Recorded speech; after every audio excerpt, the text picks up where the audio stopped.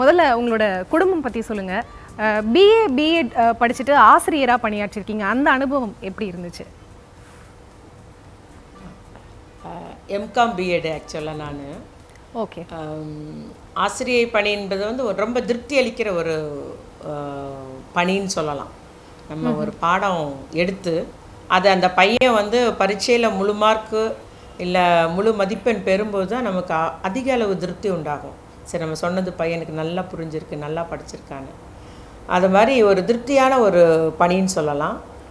நாங்கள் வந்து ஆசிரியர் பணினா நாங்கள் ஸ்கூல் வச்சுருக்குறோம். எங்களுடைய திருமணத்திற்கு பின்பு ஸ்கூல் தொடங்கினோம். என்னுடைய கணவர் வீட்டு சைடில் ஏற்கனவே அரசு உதவிபுரம் பள்ளியெலாம் இருந்தது. அப்போது மெட்ரிகுலேஷன் பள்ளி தொடங்கினோம். 1990 தொடங்கினோம், 91 திறந்தோம்.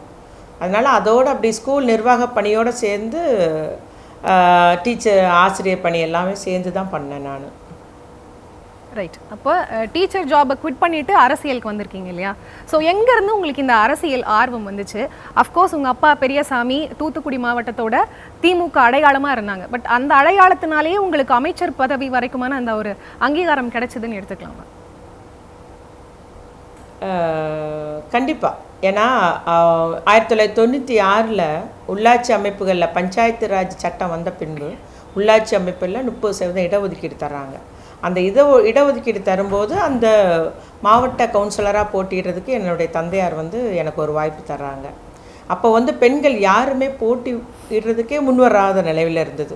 எல்லாருமே பிடிச்சி நீ நில்லுன்ற மாதிரி நிறுத்தி வைக்கக்கூடிய நிலைமை 1996 இருந்தது. அப்போ என்னையா நீ மாவட்ட கவுன்சிலராக நில்லுங்கம்மா அப்படின்னாங்க.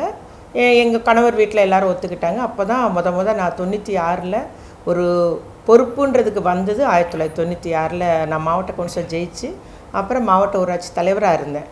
1996 2001 வரைக்கும் மாவட்ட ஊராட்சி தலைவர்.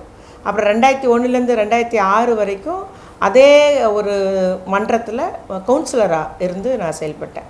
10 வருஷம் உள்ளாட்சி பொறுப்பில் செயல்பட்டேன். பின்பு 2006 எனக்கு சட்டமன்ற உறுப்பினராக போட்டியிடுறதுக்கு தலைவர் வாய்ப்பு கொடுத்தாரு. அப்போவே நான் கலைஞருடைய அமைச்சரவையில் அமைச்சராகவும் இருந்தேன். அந்த அமைச்சர் வாய்ப்பு வழங்கியதுக்கு, போட்டியிட வாய்ப்பு கொடுத்ததுக்கெலாம் நிச்சயமாக நான் என்னுடைய தந்தையார் மாவட்ட செயலாளர் இருந்ததுனால அது நம்முடைய தலைமையில் நம்முடைய கலைஞர் அவர்கள் கொடுத்த வாய்ப்புன்னு தான் சொல்லுவேன். அதுக்கு காரணம் என்னுடைய தந்தையாருடைய அந்த கட்சிக்காக உழைத்த உழைப்புன்றதையும் நான் இங்கு உறுதியாக சொல்லுவேன்.